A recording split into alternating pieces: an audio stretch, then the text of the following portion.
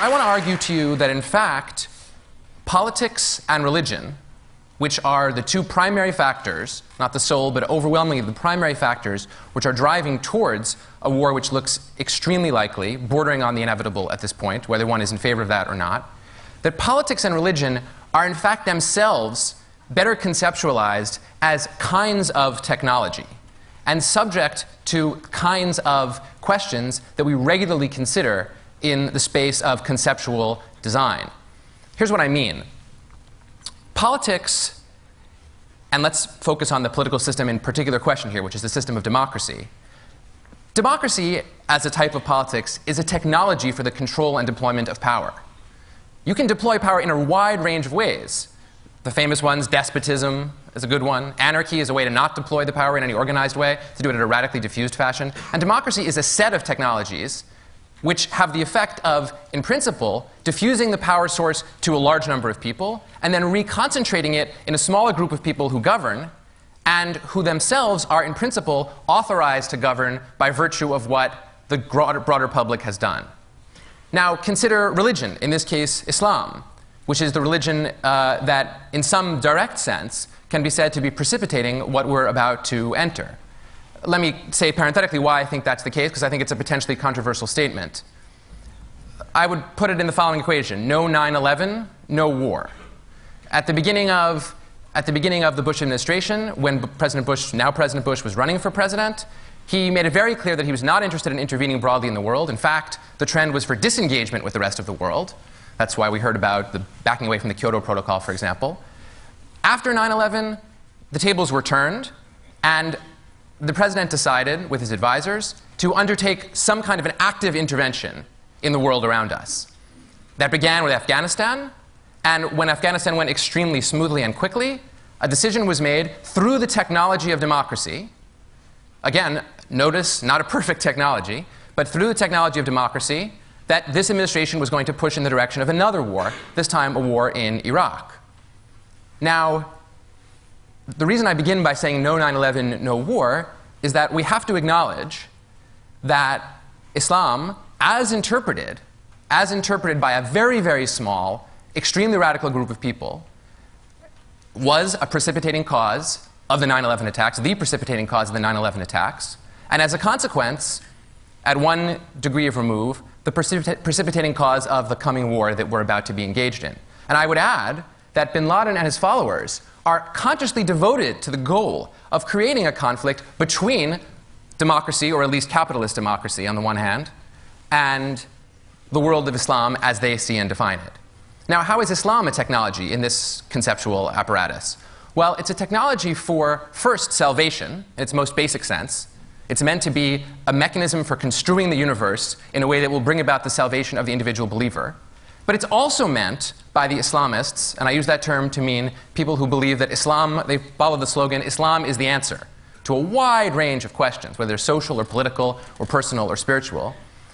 Within the sphere of people who have that view, and it's a large number of people in the Muslim world who disagree with bin Laden in his application but agree that Islam is the answer, Islam represents a way of engaging the world through which one can achieve certain desirable goals.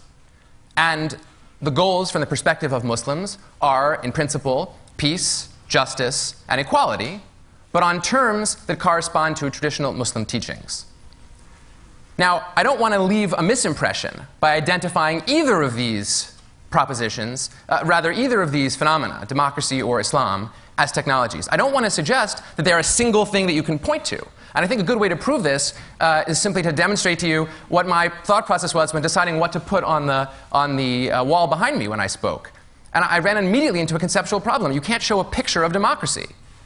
You can show a slogan or a symbol or a sign that stands for democracy. You can show the capital. I had the same problem when I was designing the cover of my forthcoming book, in fact. What do you put on the cover to show democracy? And the same problem with respect to Islam. You can show a mosque or you can show worshippers, but there's not a straightforward way of depicting Islam. That's because these are the kinds of concepts that are not susceptible to easy representation. Now, it follows from that that they're deeply contestable. It follows from that that all of the people in the world who say that they are Muslims can, in principle, subscribe to a wide range of different interpretations of what Islam really is. And the same is true of democracy. In other words, unlike the word hope, which one could look up in a dictionary and derive origins for, and perhaps reach some kind of a consensual use analysis. These are essentially contested concepts. They're ideas about which people disagree in the deepest possible sense. And as a consequence of this disagreement, it's very, very difficult for anyone to say, I have the right version of Islam. You know, post 9/11, we were treated to the amazing phenomenon of George W. Bush saying Islam means peace. Well, so says George W. Bush. Other people would say it means something else. Some people would say that Islam means submission. Other people would say it means an acknowledgement or recognition of God's sovereignty. There are a wide range of different things that Islam can mean, and incidentally, the same is true of democracy. Some people say that democracy consists basically in elections. Other people say, no, that's not enough. There have to be basic liberal rights, free speech, free press, equality of citizens. These are contested points, and it's impossible to answer them by saying, aha, I looked in the right place and I found out what these concepts mean. Now, if Islam and democracy are at present in a moment of great confrontation, what does that mean? Well, you could fit it into a range of different interpretive frameworks. You could begin with the one that we began with a couple of days ago, which was fear. Fear is not an implausible reaction. With a war just around the corner, and with a very, very high likelihood that many, many people are going to die as a consequence of this confrontation. A confrontation which many, many people in the Muslim world do not want, many, many people in the American democracy do not want, many people elsewhere in the world do not want, but which nonetheless is favored by a large enough number of people, at least in the relevant space, which is the United States, to actually go forward. So fear is not a crazy response at all, and I think that that's in fact probably the first appropriate response. What I want to suggest to you, though, in the next couple of minutes, is that there is also a hopeful response to this. And the hopeful response derives from recognizing that Islam and democracy are technologies. And by virtue of being technologies, they're manipulable.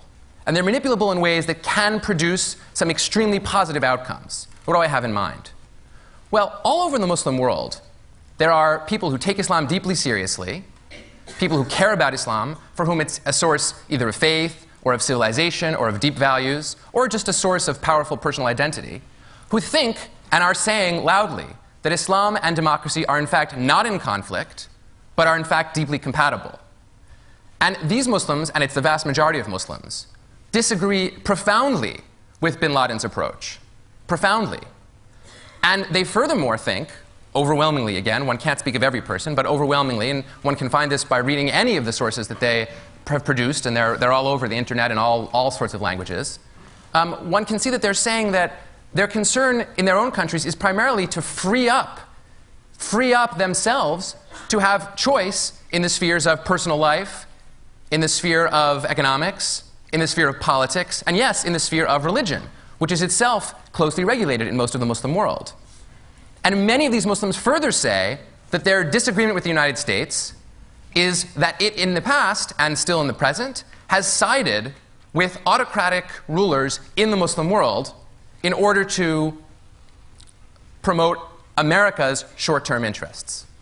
Now, during the Cold War, that may have been a defensible position for the United States to take. That's an academic question. It may be that there was a great war to be fought between West and East, and it was necessary on the axis of democracy against communism, and then it was necessary in some way for these to contradict each other. And as a consequence, you have to make friends wherever you can get them. But now that the Cold War is over, there's nearly a universal consensus in the Muslim world, and pretty close to the same here in the United States, if you talk to people and ask them, that in principle, there's no reason that democracy and Islam cannot coexist. And we see this among activist, practical Muslims, like the Muslims who are presently the elected parliamentary democratic government of Turkey, who are behaving pragmatically, not ideologically, who are promoting their own religious values, who were elected by their own people because they were perceived as honest and sincere because of their religious values, but who do not think that Islam and a democratic system of governance are fundamentally incompatible. Now you may say, but surely what we've seen on television about Saudi Islam convinces us that it can't possibly be compatible with what we consider the core of democracy, namely free political choice, basic liberty, and basic equality. But I'm here to tell you that technologies are more malleable than that. I'm here to tell you that many, many Muslims believe, the vast majority in fact, I think I would go so far as to say that many Muslims in Saudi Arabia believe, that the core values of Islam, namely acknowledgement of God's sovereignty and basic human equality before God, are themselves compatible with liberty, equality, and free political choice. And there are Muslims, many Muslims out there, who are saying precisely this. And they're making this argument wherever they're permitted to make it. But their governments, needless to say, are relatively threatened by this, and for the most part try to stop them from making this argument. So, for example, a group of young activists in Egypt tried to form a party known as the Center Party, which advocated the compatibility of Islam and democracy. They weren't even allowed to form a party. They were actually blocked from even forming a party under the political system there. Why? Because they would have done extraordinarily well. In the most recent elections in the Muslim world, which are those in Pakistan, those in Morocco, and those in Turkey, in each case, people who present themselves to the electorate as Islamic Democrats were far and away the most successful vote-getters every place they were allowed to run freely. Every place they were allowed to run freely. So in Morocco, for example, they finished third in the political race, but they were only allowed to contest half the seats. So had they contested a larger number of the seats, they would have done even better. Now, what I want to suggest to you is that the reason for hope in this case is that we are on the edge of a real transformation in the Muslim world. And that's a transformation in which many sincerely believing Muslims, who care very, very deeply about their traditions, who do not want to compromise those values, believe, through the malleability of the technology of democracy and the malleability and synthetic capability of the technology of Islam, that these two ideas can work together. Now, what would that look like? What does it mean to say that there's an Islamic democracy? Well, one thing is, it's not going to look identical to democracy as we know it in the United States. That may be a good thing, in light of some of the criticisms we've heard today, for example, in the regulatory context of what democracy produces. It will also not look exactly the way either the people in this room or Muslims out in the rest of the world, I don't mean to imply there aren't Muslims here, there probably are, conceptualize Islam. It will be transformative of Islam as well. And as a result of this convergence, this synthetic attempt to make sense of these two ideas together, there's a real possibility that instead of a clash of Islamic civilization, if there is such a thing, and democratic civilization, if there is such a thing, we'll in fact have close compatibility. Now, I began with the war because it's the elephant in the room, and you can't pretend that there isn't about to be a war if you're talking about these issues. The war has tremendous risks for the model that I'm describing, because it's very possible that as a consequence of a war, many Muslims will conclude that the United States is not the kind of place that they want to emulate with respect to its forms of political government. On the other hand, there's a further possibility that many Americans, swept up in the fever of a war, will say and feel and think that Islam is the enemy somehow, that Islam ought to be construed as the enemy. And even though, for political, tactical reasons, the president's been very, very good about saying that Islam is not the enemy, nonetheless, there's a natural impulse when one enters war to think of the other side as an enemy. And one, furthermore, has the impulse to generalize as much as possible in defining who that enemy is. So the risks are very great. On the other hand, the capacities for positive results in the aftermath of a war are also not to be underestimated, even by, and I would say especially by, people who are deeply skeptical about whether we should go to war in the first place. Those who oppose the war ought to realize that if a war happens, it cannot be the right strategy, either pragmatically or spiritually or morally, to say after the war, well, let's let it all run itself out and play out however it wants to play out because we opposed the war in the first place. That's not the way human circumstances operate. You face the circumstances you have in front of you, and you go forward. Well, what I'm here to say then is, for people who are skeptical about the war, it's especially important to recognize that in the aftermath of the war, there is a possibility for the government of the United States and the Muslim peoples with whom it interacts to create real forms of government that are truly democratic and also truly Islamic. And it is crucial in a practical, activist way for people who care about these issues to make sure that within the technology of democracy in this system, they exercise their preferences, their choices, and their voices to encourage that outcome. That's a hopeful message, but it's a message that's hopeful only if you understand it as incurring serious obligation for all of us. And I think that we are capable of taking on that obligation, but only if we put what we can into it. And if we do, then I don't think that the hope will be unwarranted altogether. Thanks.